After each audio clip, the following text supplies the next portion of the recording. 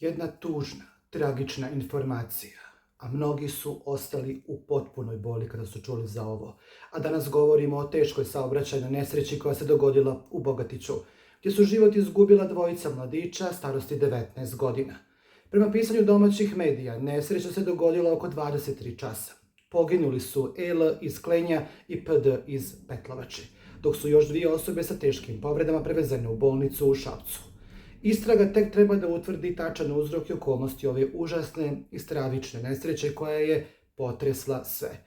Ono što posebno pogađa jeste njihova mladost. Imali su samo 19 godina, bili su školski drugovi. I prema riječima mještana, vjerovatno su krenuli u izlazak, a sve se promijenilo u jednoj minuti. Svjedoci za domaće medije su ispričali da se čuo jak udarac, a ubrzo su stigli policija, hitna pomoć i vatrogasci. Nadležni će, kako se navodi, pregledati snimke nadzornih kamera kako bi se utvrdilo šta se tačno dogodilo. Ovakva nesreća ili ovakve nesreće uvijek otvore ono isto jedno pitanje.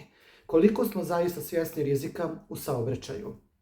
Noćna vožnja, umor, brzina, trenutak nepažnje, nekada je dovoljno jako malo da posljedice budu upravo ovakve, ogromne. Zato je važno da se o ovome govori mirno i potpuno odgovorno.